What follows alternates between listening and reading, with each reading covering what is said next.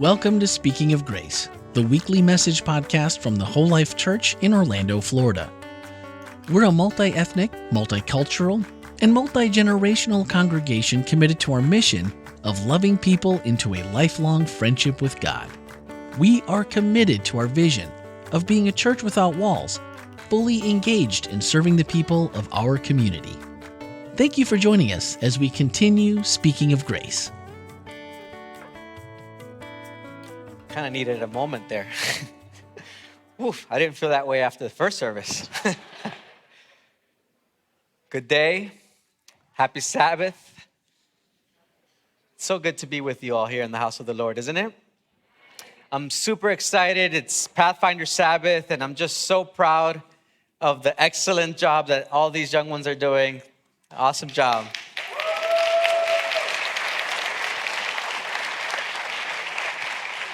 My name is Tomas Diaz, and I am the director for the Orlando City Pathfinder Club, your church's club. Thank you. I don't know how many of you were here last week, but if you were here, you heard Pastor Jeff give a great sermon. The biggest takeaway I got from that sermon, though, was do not trust anything your Pathfinder director says.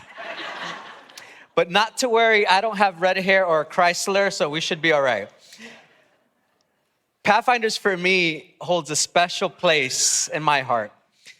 When I was 10 to 15 years old, I was part of my church's Pathfinder Club. My director is here. Thank you for coming, Jose. Appreciate that. And during that time, things for me at home weren't the best. My parents were going through a divorce. My mom worked 2 or 3 jobs. She still took me to church every Saturday. Thanks, Mom. I know you're watching. Love you. And you know, I had some friends that maybe weren't the best influence on me. But you know what? Throughout all that time, when I look back, some of the most positive memories that I have were because of Pathfinders. And when I think back at that time, one of the best memories is when we went to the International Camporee. When we went to Colorado, I was 14 years old, and I have some amazing memories from that camp trip. Like one of the things, when I went to that camporee for the first time in my life, I saw a sand dune, a sand mountain. Have you ever seen a huge mountain of sand? Well, when you're 14 years old and you see a mountain of sand, what you do is you run up the mountain and then you roll all the way down. I had sand everywhere. That bus was full of sand. That was awesome. I also went whitewater rafting for the first time. And I remember in that trip thinking, having these crazy thoughts, maybe not so crazy, for the first time in my life, thinking like, wow, how amazing is God? And I thought about it that as I looked at the Grand Canyon and I looked at how big and how amazing, how beautiful it is, I also thought that when I saw the Milky Way at night and all the stars, it was just something that impacted me. I'm obviously still talking about it. At the end of that trip, I remember climbing a tree and I fell and I scraped my arm. And I remember thinking, man, I hope that scar never heals because I want to remember this trip forever. Pathfinders, I believe, is one of the reasons I still have a relationship with Jesus. And for me, that is why Pathfinders holds a special place in my heart. Please join me in a prayer before we begin. Dear Lord, thank you so much, Father, for your Sabbath day, for your church, for the youth, and for the Pathfinder Club, Lord. Please, I ask you to come in this place and have your Spirit hover all over us and inside of us. Let us be open to the message that you want people to hear, Lord. And may you be glorified through my words. I ask you this in Jesus' name, amen. The title of this message is God Delights in Our Excellence. God delights in our excellence. When I say that, what type of things come to mind for you? Maybe it's a role model, a sports team, maybe an actor or an actress. Or maybe your mind goes to like, oh, that's just for select few and I'm not excellent. But what if I told you that God created you to be excellent? What if I told you that God delights in our excellence? In the Bible, there's a passage that says, don't you know that in a race, everyone runs? So run to win. Run to win. That's in the Bible. There's also another passage that says whether you eat or you drink or whatever you do, do it all for the glory of God.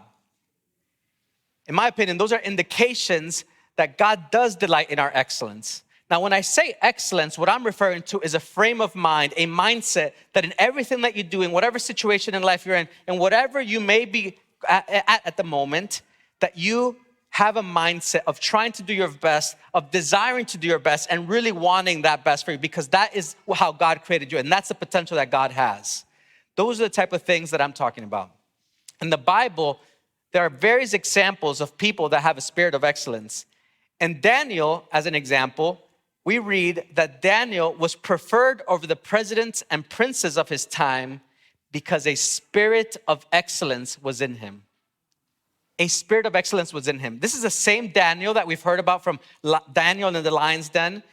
And what we know is he was excellent at his work, he was excellent at his friendships, and he was excellent even in how he worshiped God. And because of that, the king wanted to make him in charge of the whole kingdom. That's pretty cool, right? For me, one of the favorite examples in modern times and today that maybe you could relate to a little bit more is Steph Curry. Steph Curry is regarded as the greatest shooter of all time. He's also considered to be one of the greatest players that's ever played the game. And he's also an avid Christian and very open about his faith. He writes, I can do all things on his shoes. I can do all things, which obviously is short for the verse in the Bible that says, I can do all things through Christ, which gives me strength. I can do all things through Christ, which gives me strength. And this is a verse that Steph likes to say over and over. I like his story because it wasn't always clear that he would become a great. When he was 14 years old, many thought that he was just a small, skinny, scrawny kid. And if you research him, you will find out that he couldn't even shoot above his head. He would shoot down here from his hip. And so I find it interesting and fascinating. How did he do it? How did he go from this small, scrawny kid to being an all-time great?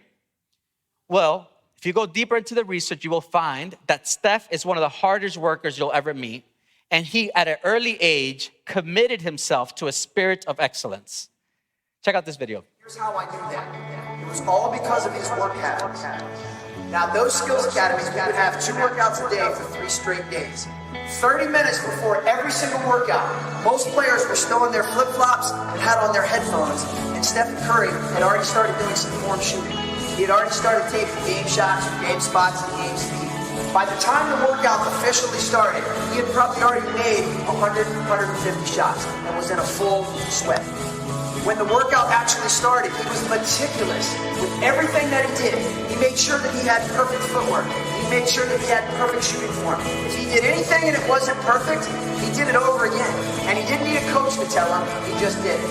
And then probably the most impressive thing that he did was as soon as every workout was over, he would not leave the court until he swished 5 free throws in a row. Do you know how hard that is? But that's the level of excellence that he holds himself to. And the moral of that story is that success is not an accident. Success is actually a choice. And Stephen Curry is one of the best shooters on the planet today because he has made the choice to create great habits. And my question to you is, are the habits that you have today on par with the dreams that you have for tomorrow? That's something that you need to ask yourself every single day. Because whatever you do on a regular basis today will determine where you will be tomorrow. Curry got the 3 off. Tie game! Steph Curry knocks it down. He is in a zone right now all by himself. Curry defended now. Curry hitting another 3. I find that extremely inspirational, how that small, scrawny kid went on to become one of the all-time greats. And it was also through the help of God that he did that.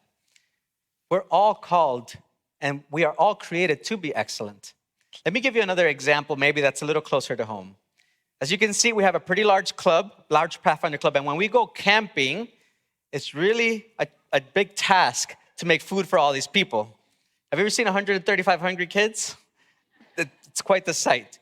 Luckily, God placed an amazing group of people at our club to help us with this. But there's one person in particular that deserves special words. Her name is Sueli.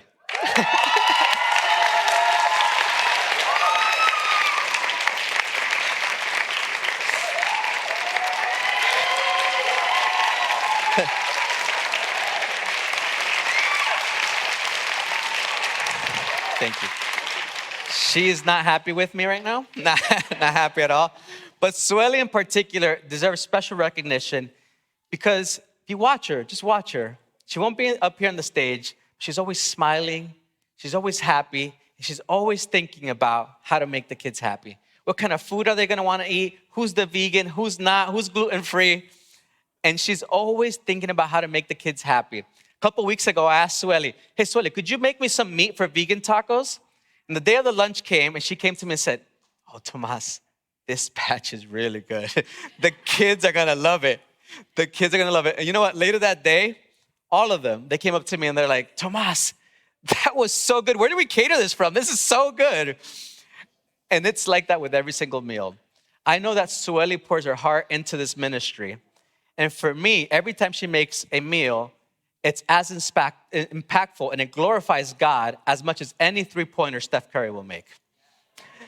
Thank you, Sueli. Thank you, the kitchen ministry team. Do you see how this can apply in your life? Think about that. God created us and we are special to him. In the Bible, it says that we are God's masterpiece. We are God's masterpiece. He created us anew in Christ Jesus so we could do the good works, the excellent works he created us for us long ago. He created us to do excellent works, good works. But why? Why does God delight in our excellence? I think that the explanation for this can be found in Matthew, where it says, let your light shine before others so that through your good works, you may be glorified and you may glorify our Father in heaven. You see, when we are excellent, people are drawn to that excellence. They respect you. And then that opens up opportunities to give the credit to God. Steph Curry exemplifies this when he says, when I step on the court and I make a great shot or I make a good shot or I make a good pass, I pound my chest and I point to the sky because I want people to know who I play for. I want people to know who I believe in, and I want people to know where I get the spirit of excellence. When we're excellent, people will notice, and that will give us the opportunity to praise and glorify our Father. But a word of caution here. As we start achieving some excellence, may start feeling a little bit special. The chest might start popping out a little bit. As some of the kids may say, you might say, yo, I'm him. Or, yo, I'm all that. But let me warn you. Or actually, let me rephrase that. Remember that the Bible verse that Steph likes to quote says, I can do all things through Christ which strengthens me. It is through Christ that we are able to achieve excellence. It is through the talents and abilities that he's endowed for us. It is through the opportunities he opens us through the people that we meet. It is because of God that we are excellent. So when you start achieving some success and gaining some excellence, never forget to give God the glory and also thank him for all those opportunities that he presents you. But if so many people, if God does delight in our excellence and he likes our excellence, why is it that some people seem to lack that desire for excellence? Could it be that God has an enemy that knows that if we're excellent, we will elevate him, we will glorify him, and he will be more and more glorified? Do you think that his enemy would like that? Absolutely not. So I think God's enemy places all kinds of distractions, all kinds of negative emotions, all kinds of obstacles in our minds, negative thoughts, all to try to dissuade us and all for him to try to prevent us from achieving our greatness. I'm not going to go on a rant about this, but social media has great things. But could it be that social media also could be a distraction? I've seen, many people, even including myself, that after hours of watching shorts, YouTube video snaps and all that, you just like, where did my time go? Where did I spend my time? What if half of the time we spent on social media, we spent it investing in ourselves, reading, working out, developing friendships with others, developing our relationship with God? What would that look like? I think we would like that. I think we would like the answer that we see after that. I don't want people to feel like that he's just sugarcoating it. He doesn't know. It's not that easy. What is he talking about, right? Look, I know excellence isn't easy. Excellence doesn't come easy. Right? It takes work. It takes perseverance. It takes dedication, right? It takes hours of homework, hours of practice. Like Steph said, he was the first person in the gym, last person to leave out. It takes work. You can't just desire to be excellent. You have to put in the work to be excellent as well. There will be times that you will think to yourself, is this really worth it? I don't know if I could do this. And all those times, it's a mental battle. You're battling you. And so I'm going to try to help. I have 4 tips for you all for those times that maybe you feel like it's a little bit difficult. Tip number 1, we've probably all heard this, but be positive. There's something that happens when you start talking positively. Instead of saying, I just can't do this, it's so hard, you speak positive, like I can. And I was telling people earlier today, before any big presentation, before any big meeting, I'm always talking to myself. Like, Tomas, you got this. T, you could do this. T, God's with you. I call myself T, just in case. But God can help you. He will help you if you're positive. Maybe that's just that little nudge that you need. Be positive. Tip number 2, create a mantra. Steph writes, I can do all things in his shoes. That's his mantra. And a mantra is just something that you say to yourself over and over again. You repeat to yourself, something that you cling to, maybe in times of trouble. It could be a Bible verse. It could be a quote, a saying, whatever it is. The key is to pick something, just continuously live it and repeat it to yourself. Maybe if you're not that creative, you could steal Steph's. Say, go about your day saying, I could do all things through Christ who gives me strength. I could do all things. Listen to that. I can do all things through Christ which strengthens me. That's pretty powerful. And when you continue repeating to yourself, you will start to believe it. Create a mantra. Number 3, believe who you are. Not who you were, not who you think. Believe who you are. In the verse I said in Ephesians, it says that you are God's masterpiece. Do you know what a masterpiece is? A masterpiece is an artist's greatest creation. It's like what they frame in the wall. It's what they bring everybody. Check out my masterpiece. Take a look. And the creator of the universe, the being that made this all, made the stars, made the heavens, calls you his masterpiece. That's a pretty powerful verse in my opinion. Think about that. Believe that. God is not a liar. You are God's masterpiece. So as maybe you're struggling with things, maybe as you're ready to give up on some things, just you can say to yourself, I am God's masterpiece. He created me for this moment. He painted me for this moment. He created me with everything that I need to be excellent, and believe that and have faith in that. And the last point, rely on God. This may sound cliche, but it's not. I can do all things through Christ, which gives me strength. Through Christ, which gives me strength. If you try to do things on your own, it's not going to work out as well. You're going to have headaches. You're going to have stress. Rely on God. Have faith. Go to him and ask him for help. There's tons of places in the Bible that you will see his promises, where he promises that he will give you the strength that you need to overcome. That's it. Those are my tips. 4 tips. Be positive. Yeah. Create a mantra. Believe who you are and rely on God. One side note, I don't want anybody walking out of here with the wrong impression, thinking like, he doesn't know. I give my best and I try and I still don't achieve greatness. Well, don't mistake what I'm saying. What I'm saying is God created you and you are his masterpiece. Yes, there will be times that you will fail. There will be times you study and you do everything you can and you still won't get 100. But God can work with us in those times and those failures to strengthen us, to develop us. God, though, has created us with everything that we need and we have to be excellent. And that is what I would like you to take away. Be excellent in what you do. Have that desire that in whatever you are doing, like the verse said, you give glory to God. So what does that look like for us this week, family? So we go about our week. Can we be the best nurse, best doctor, janitor, cook, husband, father, friend? Can we be that? Pathfinders, as you go about your day, your week, you're working on an assignment, you're studying for a test, What can you do to give it your all and get 100 in that assignment? So you're in your choir practice. Are you singing to bring excellence to God? My athletes, as you're in your swim practice and it's hot outside and you think you're gonna drown in the pool, or you're in your cross-country meet, or you're in the weight room, or in wrestling, basketball, football, whatever it is it clear that God has given you the strength to be excellent? This message can apply to everybody in this room. You hear me? Everybody in this room. Think about that. God created you with that excellence. How about this one? Are you following Jesus in the most excellent way that you could be? Are you loving the Lord with all your heart, soul, and mind?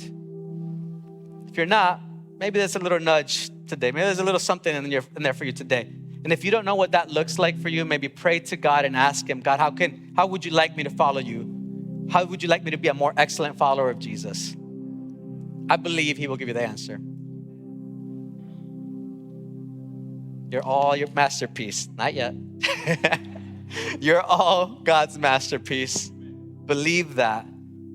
And whatever you do this week, wherever you go, and whatever you do it all for the glory of God. I have 3 biological children, but 130 spiritual kids. And I'm so proud of you guys. So proud of you guys. You guys, in front of everybody, did amazing. Excellent job. Seriously. 2 things for y'all. Number 1, if you're here with Pathfinders or family, or if you're just curious, right after we're done with here, we're going to go right to the 3rd floor, and we're going to have an induction service on the 3rd floor. That's when we welcome the new Pathfinders in our family. 3rd floor, when Pastor Ken's done talking, okay? If you're here for that. The other thing, as you heard Andrea say, this coming year, this August, we are going to attempt to be excellent, and we're going to attempt to go to Gillette, Wyoming. No, let me rephrase. I'm going to be positive. I'm going to be positive here. I'm going to be bold. I'm going to believe. We will be going to Gillette, Wyoming, all right? In Gillette, it's our international camporee. International camporees are a big deal. They happen once every 4 years, and this year, there'll be about 50,000 people that will be there, 50,000 Pathfinders that will be there from across the world. We have about 150 people that we think we're gonna take, and it's gonna cost roughly about $1,500 per person, which if you add that up, it's about $250,000 that it's gonna cost for us to go there. $250,000. We got this, all right? Okay, don't jump the gun there. One second. Our plan, we'll hear a little bit more about that, is we'd like to raise half of that, at least half of that. Okay, as a church, as a community, we wanna raise $125,000, big number, and we're not gonna get that through the car washes and the bake sales and the cookies and all. We're gonna need some help. We have an army. Right? If you need some jobs that need to be done, we're here for you. We're here for hire. We're willing to work. All right? But if you want to be excellent, I'm going to give you the chance to be excellent. See that? See what I'm doing here? I will ask you, if you find it in your heart, if you have the opportunity, you can donate for Pathfinders. And if you donate, that will go straight. You can scan that QR code here, or you can leave cash or envelopes out in the lobby. You can put Pathfinders on them, that will go straight to us. 100% of that money is gonna go for the camporee. That's all we're gonna do. It's not gonna go to pay anybody or anything. It's gonna go to developing amazing relationships and friendships and experiences at this camporee. As you heard from me, camporees have the potential to have lifelong impacts in these children. So I'm hoping that you may be able to help us out. Thank you for the consideration. Pastor. We're going to make it happen, right? Yeah, of course we are. And just to add to that, I want to make sure that we're really clear. If you have cash in your wallet and you want to take it out and put it into the offering, 100% of the offering today is going to our Pathfinder Club, okay? So Tomas, I just have this feeling that all $125,000 is going to be taken care of after this group walks out today. So, and then we don't have to talk about it anymore. We promise. You put 100,000, we won't talk about this ever again. We'll just move on. All right. So can we give the Pathfinders a hand? What a great job. Thank you so much.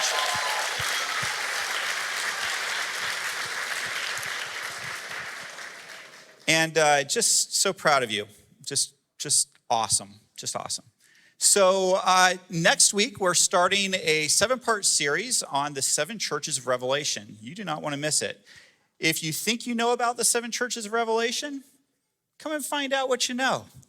And if you don't know and you're like, oh, I don't know, come on, you're going to love it. I can't tell you, I've been so enjoying researching this sermon series. It is going to be, I think you're really going to dig into the Bible and enjoy it and see Revelation maybe in a different way than you've seen it before. So looking forward to it.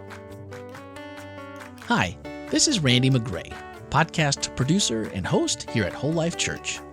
Loving people into a lifelong friendship with God is our mission at the Whole Life Church, and our podcasts are designed to help facilitate conversations that help us grow together in that pursuit.